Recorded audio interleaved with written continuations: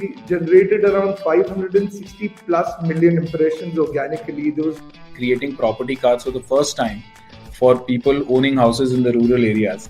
We have a patent on a bits technology, which... But we were really guided by what we wanted it to be. In terms of the content consumption pattern has changed. Very competitive, very crowded. The objective is basically to democratize cancer care. I see a very bright future for retail industry.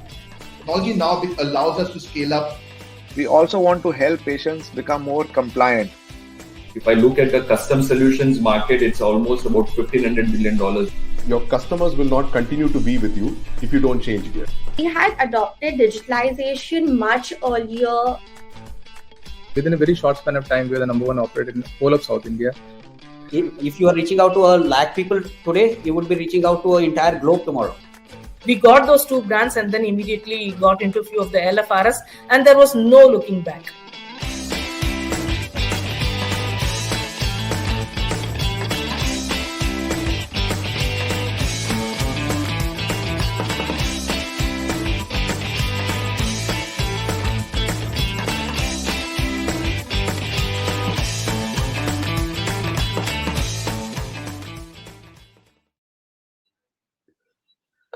Hello guys, good morning everyone and welcome to our 47th episode of Ascent Talks. My name is Ajit Panikar and I've been an Ascent member for over 10 years and I lead Nova, an air conditioning company, and Pure Blue, a tech-enabled startup in the air conditioning domain. And as usual, on the 47th episode, my co-host is Aleem. How are you doing, Aleem? Great, Ajit. Good morning and good morning to everyone. My name is Aleem Merchant. I run an advertising and marketing company in Mumbai called Synapse. And I've been an Ascent member for 6-7 years now. But Ajit, for the 48th time, you have to tell us what is Ascent. 47th, my friend. 47th. Ascent is a non-profit organization that helps entrepreneurs grow their business. It was founded by Harsh Mariwala, Chairman Marico Limited, in 2012, and which has helped over 850 entrepreneurs across India. Ascent's key features is its trust groups, where entrepreneurs can share experiences and ideas. Ascent Talks is hosted weekly on Friday at 11 a.m. to showcase the journeys of its members. So, Aleem, let's bring in our guest today. Welcoming Dr. Raghunandan Jagdish. He's completed his M.Tech in Mechanical Engineering from Texas A&M University and has been striving to fulfill the vision of Make in India, Deliver for the World at Nandan GSE. For the past 20 plus years, he's had the honor of serving the Indian Armed Forces, the legendary Mr. Ratan Tata himself, and many more prestigious and reputed organizations.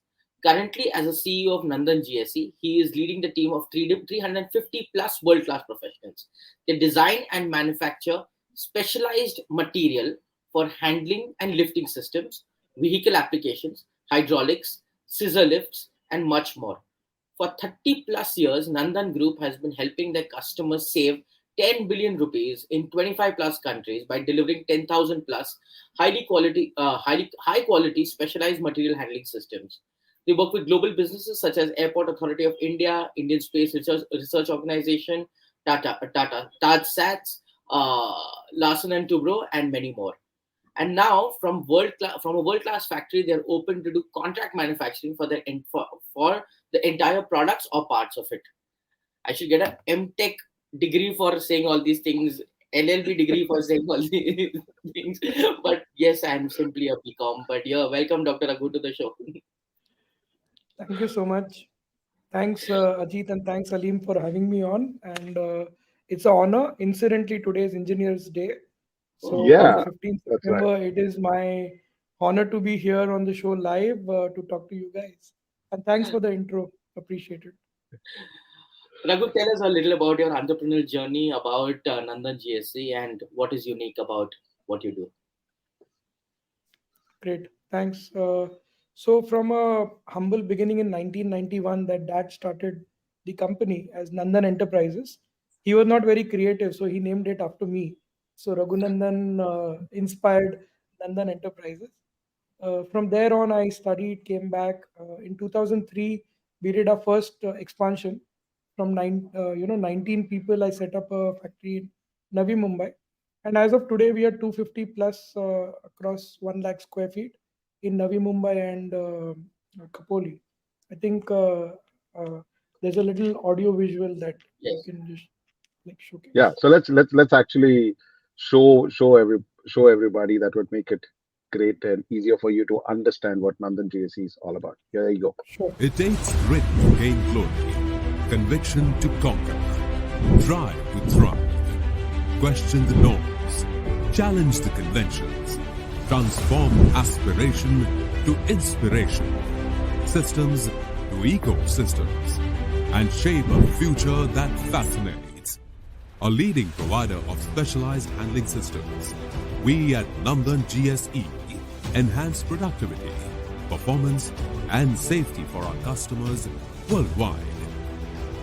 The insight of J.C. Kumar, our founder and chairman, and the foresight of Dr. Raghunandan Jagdish, our MD and CEO, has propelled us at Nandan GSE to become a global leader in the industry. With a presence in over 25 countries, we at Nandan GSE have a track record of delivering over 10,000 equipment and adding value to our customers for aviation GSE, defense systems, specialized material handling solutions, and truck and container loading systems. We invest in our team with the best quality of coaching, mentoring, and training, with our own knowledge and learning management system integrated with our cloud-based ERP. Nandan GSE has been awarded and recognized multiple times by business leaders, publications, and governments, inspiring us to reach top echelons of excellence. At Nandan GSE, we strive to improve the productivity, performance, and safety of our customers, helping them save money, time, and effort. We pride ourselves on our consultative selling approach, rooted in values, excellence in execution, and supporting lifelong relationships. Join us at Nandan GSE, where we deliver value through Make in India and Make for the World to boost your productivity, performance, and safety through our unwavering commitment to quality for the past 3 decades and years to come. Nandan GSE.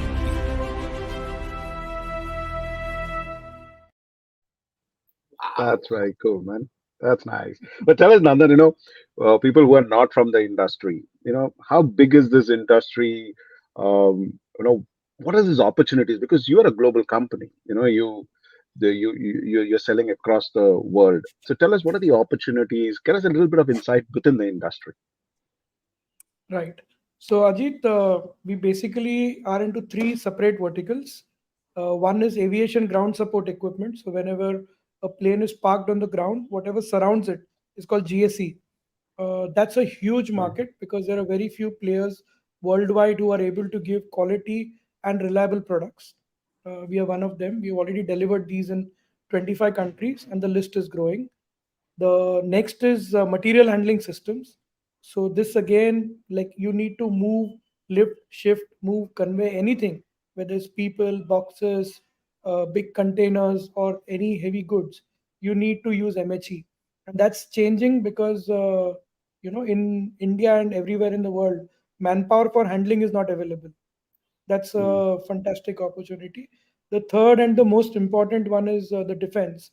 We started working defense in a very small way, but today that itself is a very, very big part because of Atmanirbhar Bharat and Make in India. We make solutions for handling missiles, armored transporters, bespoke systems. So the bottom line in all of these is like, we understand what the customer's problem in handling is and we solve it. So the product is immaterial. The solution and the technology can be made tailor-made to what the customer wants. So whether you want to lift elephants to the 3rd floor of a building, or you want to park your missile safely, or you want to move your cars if you're Ratan Tata, we have solutions for all of you. And also, if anybody has a factory, we can guaranteed come in and do an audit across the factory and give you at least 10 or 15 saving mechanisms where you can save effort, money, and time, which I think straight away impacts your bottom line. I can understand cars, I can understand machines. Who moves elephants, my friend? I'm a little cut off on that front. But yeah, but I think it's very well explained in terms of actually taking a reach. So, Raghu, what I'm understanding is there are not too many players in this zone, right? I mean, there must be not. So, what kind of changes did you bring in this industry that made you amongst the forefront, or put you right up there? So typically, the people who used to make these MHEs were called fabricators, whereas we call ourselves manufacturers. We call ourselves innovators and designers. So we don't, we have a full process where we sell the solution to the customer what they require.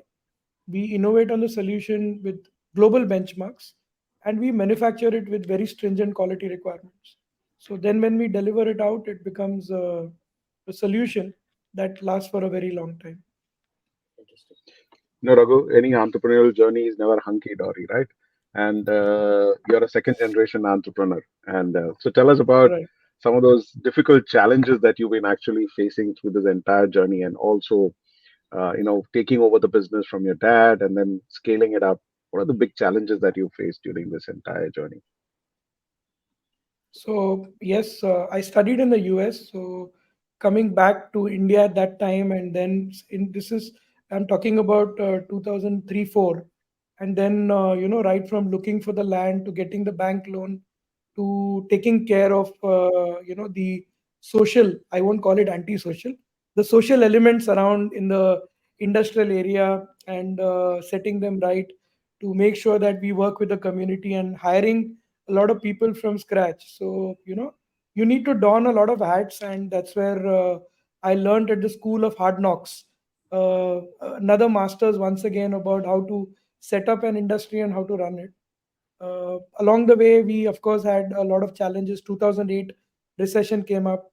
We had the pandemic. So at the time, just before the pandemic, when I turned 40, dad was gracious enough to give the full control of the organization to me, which is what it was, because the styles of functioning of first generation and second generation will be dramatically different. So unless there is one structured generation which has control, it doesn't take over. So we were running for the first 15 years in little of dad's way, because he was chairman and managing director. So 2019, I took over as MD. That's when we used a philosophy called scaling up from Vern Hanish. There's a book called Scaling Up, which I love. And we use that to set up a leadership team. We set up a lot of processes. We set up business on autopilot, started operations as a first. We started empowering, delegating, authorizing my leaders to take this forward. So when Corona happened and when we were brainstorming, we realized that this is the best time for us to actually expand rather than contract. So I made a promise to my team that I won't fire a single guy because of what happens. I mean, we kind of didn't know what is getting up, but with every crisis, there is an opportunity. So we demolished our whole factory. We rebuilt it from scratch, right from the foundation onwards. And we converted it into a world-class manufacturing setup. So 2019, we were having 120 employees. Today, we have 250 plus employees and a lot of people who support us going there. So I think taking it up, you can't make a 10-year vision plan and keep it up there. But every 3 years, you need to reset your visions and make and if your team aligns with it, take them along with it. So I think my team believed in my vision. My dad supported me, and all my well-wishers listened to me. Initially, they said we were mad. Who takes a loan at the time of crisis like Corona to build up more than double of what you were before? But today it's kind of validated. I just returned back from a trip to Africa and Qatar. We are seeing humongous belief in Indian manufacturing, and for that, of course, you need processes, people, and infra already set up. So today, if somebody goes to set it up, it's too late. So we were, I think, validated. That's so great. Yeah. Congratulations on the new acquisitions, and you have a big fan base over here. A lot of comments coming in for you also. In fact, yeah, in fact, Raghu, you'll be surprised. I have the access to the analytics out here. Over the last 10 weeks, okay, in terms of viewership, this has got the maximum viewership. As of now, we've got from multiple sources about close to 50 plus people who are watching us live. So you are quite a popular man. You gave me only 30 minutes lead time before you told me it's going to be live. You'd have given me 2 days. This would have crossed maybe like I have Don't worry, 34,000 followers on you got LinkedIn. the entire weekend. The entire weekend, we usually most of our shows goes into a few thousands after the over the weekend. So it's anyway going to be multiples actually. We'll call you back again. So, Raghu, Yeah. tell me, when you hear these words, "Make in India, deliver for the world," I saw your face. You look very motivated. What is it? What is it that drives you behind this vision of "Make in India, deliver for the world"? so number one, when I was in the US in 2003, the fork was very clear. One is stay abroad and try to build up a career for myself, or the other is I heard Vajpayee ji speaking, saying, "India is shining, come back and make it." I thought he was speaking to me, and that's exactly when I came back. And of course, there are hurdles. There are going to be a different road. But today, I think what the government is doing. I am a big fan of what Modi's done in the last 9 years. And I can tell you from first hand saying for an industrialist to run industries become so much easier. The global outlook of having an Indian company has become so much better. Earlier, people used to only look at us for cheap labor. Even if you talk about the big IT, companies, they were more known because not of innovation, but because they were able to do things cheap. But today, we proudly say we are not the cheapest. There are people who are cheaper than Indian goods worldwide. But even then, we win the deal because of quality. So I think the point about having a good local captive requirement, number one. Number two, having good economic ties with all countries worldwide. And the government putting in a policy that anything up to 200 crores, you need to make in India and give a first chance to an Indian company. Only then you can import. I think that itself is a big step to take this across. It is fantastic. Yeah. So Raghu, one of the things that I've we've spoken also, and you said these entrepreneurs need to be not working in the business, but they be working on the business, and you always emphasized on continuous learning program, especially for entrepreneurs, and that's a great thought, and very few people believe that that even entrepreneurs need to be constantly learning. Share us some of those thoughts that you always spoken about as to what's this whole thing about continuous learning. What are the benefits that you had? Right. So one, part is that if you see the top maybe 100 entrepreneurs, the maximum time they spend on is on learning. Whether it's Bill Gates or Warren Buffett, they've always attributed their success to the point that they learn. I'm just turning it around. I know you're not supposed to do that, but in my own office, I have a canvas there that is made there. It's my vision board, which actually personifies what exactly is it that we are putting it up.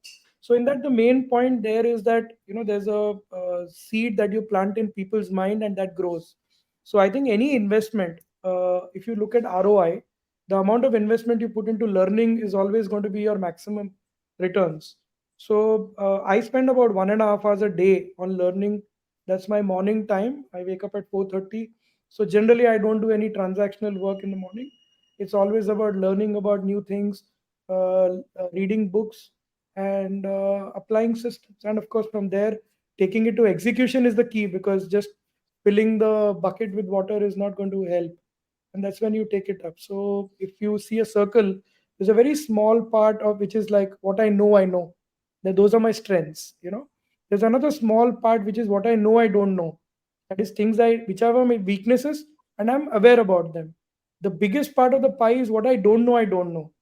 That will only come when we constantly learn, when we listen, read biographies, and you never know when the next big idea can change your life. Fabulous. And talking about the next big idea, can you tell me, Raghu, what is this My Gyan portal? Right. So I set up a portal called mygyan.net. So the idea was that anybody seeking to learn should get the right kind of learning. And I always believe that free is not necessarily the best, because people believe that, okay, you see 2 motivational videos on YouTube and you're motivated for the rest of the week. That's not really true. And there's a lot of trainers, coaches, and stuff who are out there in the market who are not very tech savvy and today still believe you need to get into a room to teach somebody there. But I gave a platform where the coaches and trainers can put their programs on, and whoever wants to access it can easily access it as a learning management system in a very structured manner. So 2018, I thought it can be a big business by itself, but then I scaled it down and said, look, this is only for those people who are interested and who are connected with me. They get access to it, of course, and most of them are free, and we let them do it. So we have a small little community of about 3,500 people on MyGam, and on LinkedIn. I You didn't talk about it yet, but I'm just talking. My name is called Raghu Don. That's my alter ego. So Raghu Don speaks and Raghu Don shares are two very popular hashtags where, like, a lot of views come in. That's where I built up my network of 34,000 people, and it is across geographies. Nice. Yeah. Yeah, but very few entrepreneurs actually even understand that it's important to build, like how you said, the Raghu Dawn, and you built a following of 34, so you're putting your thoughts out there, and everything. So one of the things that I really wanted to even bring to you is, because you're a second generation, and this is something that we really need to talk about: succession planning. You've gone through that journey, and you will also go through it again at one point of time. Can you share something about the succession planning, both from your experience and what you plan to do? Sure. So when I'm working in the business, I believe I am indispensable to the business. So that's always the case at which you begin it. But when you start working on the business, you start working on the models, you realize that there are functions where people have to be better than you. That is the kind of people that you have to get in. So if you get a design head, if you get an operations head, you should understand that they can deliver better in those little functions than you. And when you start doing that, at some point of time, the first and most important thing is that you delegate to the leadership team, where you make them accountable, you make them responsible for certain goals that we need to achieve out. And I'm only 44, so succession plans are a little away from my 3-year goals away. But yes, at any point of time, I tell my guys saying, the day I feel that I'm not delivering as CEO, I think there has to be somebody better coming than me. Managing director, I think it will be retained for a little longer time than that. But and again, I have a 11-year-old daughter, so it's not given that the business is made for her to take over. That's not really true. We don't even know whether she will want to come and join at the time or not. The choice is hers to do that. Interesting. And Raghu, tell us about your PhD. I mean, you go with Dr. Raghunandan Jagdish. Tell us about your PhD. What did you do and how did you go about it? So it always was on my bucket list. So I think everybody should make a bucket list for themselves, and in that, one of the items was get a PhD done. But at no point could I really go out and spend 3 years in an academic program and do that. So in France, there is a university called Robert Sorbonne University.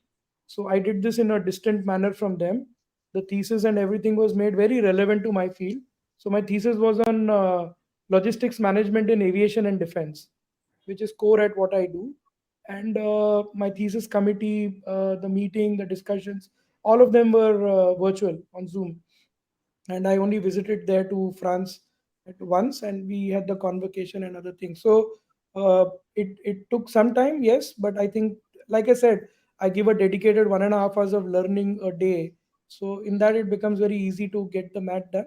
So December 2022, finally, I got the coveted PhD, and yes, I think it does stand out as a little differentiator in an industry where there are not too many PhDs. And I mean, we recruited a PhD for heading my R&D in 2019, 1920, during the Corona. So again, MSMEs typically don't hire PhDs, but here we broke design and R&D as two separate things.